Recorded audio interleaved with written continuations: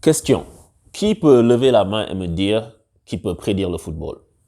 Personne ne peut prédire ce truc. C'est incroyable parce que l'Angleterre, là, ils s'en sortent très, très bien.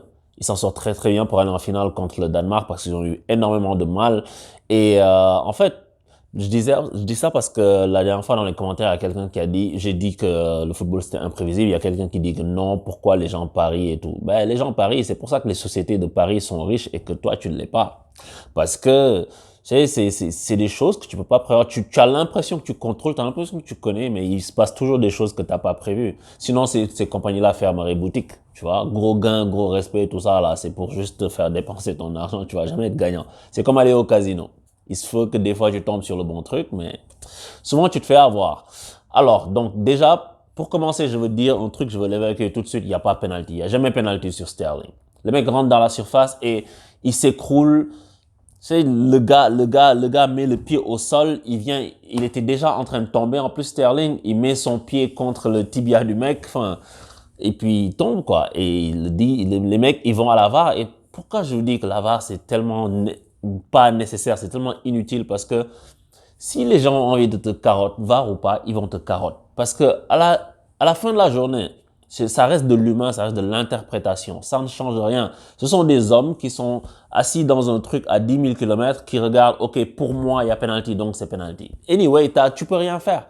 Et peut-être que si t'es pas à l'Angleterre, peut-être que si t'es pas à Wembley, ils te sifflent pas penalty. Peut-être que ça prend, peut-être que ça prend plus de temps pour que les gens analysent l'action. Parce que là, en 2 secondes, les mecs ont analysé, check over, penalty.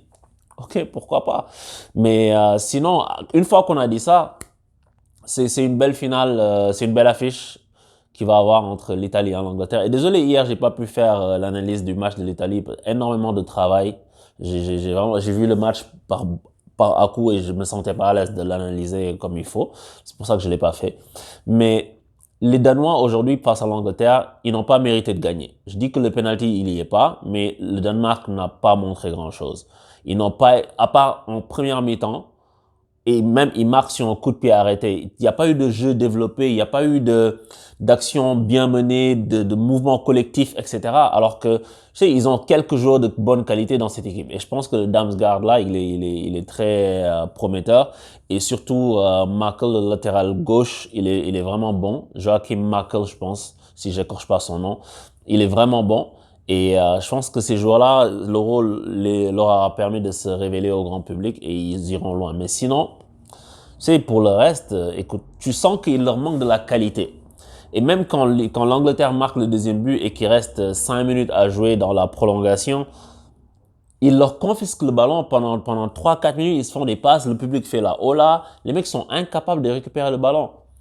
Parce que, en fait, tu sens qu'entre les deux équipes, il y a un gap, il y a un fossé. Et que tu le veuilles ou non, les Danois, ils ont fait ce qu'ils ont pu. Et c'est une belle compétition pour eux parce qu'ils sont arrivés jusque-là, c'est pas rien. En demi-finale, tu es une équipe que personne n'attendait.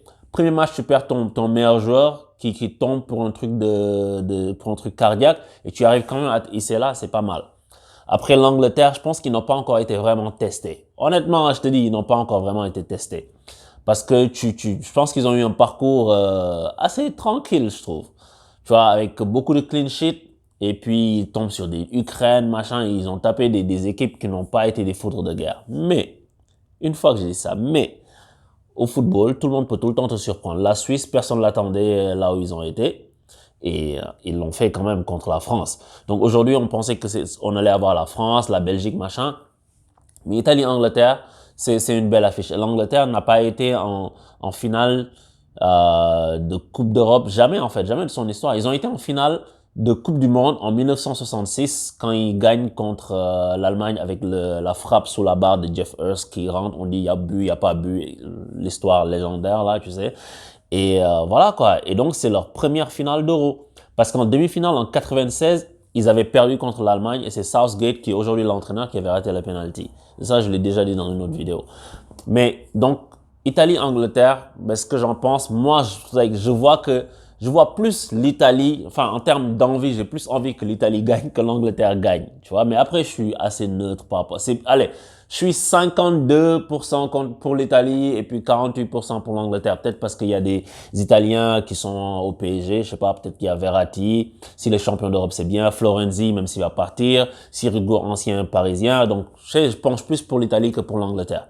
Mais l'Angleterre, faut dire aussi qu'ils ont joué à domicile. J'ai l'impression qu'ils ont joué à domicile pendant tout le tournoi. Il y a peut-être un match ou deux, je pense, qu'ils n'ont pas fait chez eux. Tu as l'impression que c'est eux les organisateurs et que quelque part, les choses leur sont plus faciles à eux.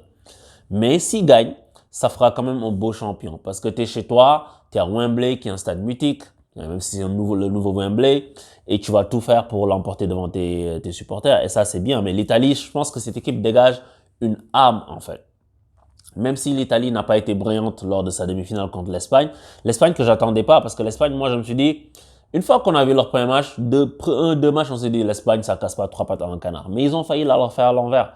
Parce que Morata, il rentre, il la met, tac, plat du pied. Tu sais, ça fait un partout, tu vas au tir au but, tout peut se passer. Tout peut se passer. Donc l'Italie, ils l'ont échappé belle sur ce match-là, alors que jusqu'ici, ils ont montré beaucoup d'allant, surtout offensivement. Mais tu vois que le fait que Spinazzola soit blessé, ça les handicape parce qu'ils ne peuvent pas développer tout leur jeu offensif parce que quand les gars rentrent dans l'axe, lui, il avale des kilomètres. Le mec, il se décale complètement sur le côté. Il permet d'étirer la défense et de rentrer pour apporter le danger. Donc, l'Italie, je sais pas, est-ce que sur ce match contre l'Espagne là, c'est parce que jusqu'ici, ils n'ont pas rencontré une équipe qui était censée être joueuse et que c'est pour ça qu'ils ont eu du mal, ou est-ce que c'est dû au fait qu'ils ont des absences qui vont leur porter préjudice dans le futur? Donc, c'est ça qu'il va falloir observer entre l'Italie et l'Angleterre. Et moi, j'ai hâte d'être à cette finale, c'est sûr. C'est sûr, là, on peut la faire demain matin. On est prêts, les gars. Parce que si l'Italie gagne, ce sera un beau champion. Si l'Angleterre gagne aussi, je l'ai déjà dit, ce sera un beau champion.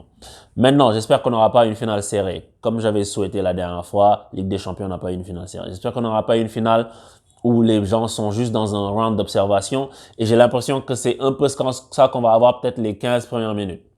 Parce que c'est deux équipes qui sont portés à essayer de tuer le match dès le début. Parce que l'Angleterre, c'est ce qu'ils font. On remarque contre le Danemark comment ils ont joué. Dès les premières minutes, en fait, ils mettent un très gros pressing. L'Angleterre met un très gros pressing dès le début avec Calvin Phillips et Declan Rice. Ils te mettent la pression pour récupérer le ballon assez haut, transmettre à Sterling ou à Kane pour finir. C'est ça qu'ils font dès le début du match. C'est pour ça que tu vois que l'Angleterre a des gros débuts de match. Mais l'Italie de l'autre côté, c'est ce qu'ils essaient de faire aussi, en général. Tu vois? Donc, est-ce qu'on va avoir un match où les deux équipes vont arriver et se dire, OK, moi, si je me livre, il va me tuer alors que je sais qu'il attend que ça. L'autre va dire, moi, si je me livre, il va me tuer alors qu'il attend que ça vu que je joue que comme ça. Donc, ça peut amener les équipes à se reposer sur leur laurier et attendre. Et là, on se ferait chier, les gars. Donc, j'espère qu'on n'aura pas ça, tu vois. Donc, franchement, j'ai pas beaucoup de choses à dire là parce que vu que j'ai pas vu le match de l'Italie, j'aurais voulu faire une analyse du jeu de l'une des équipes en demi-finale, de l'autre des équipes en demi-finale et puis comparer les forces et les faiblesses. Peut-être que je le ferai d'ici samedi. Je ne sais pas encore, je peux rien vous promettre. C'est une semaine très très chargée, mais c'est ça quoi. Donc, on a hâte d'y être. Écoute, j'ai hâte d'y être. Je sais que vous avez hâte d'y être aussi. Je vous dis à bientôt. Ciao.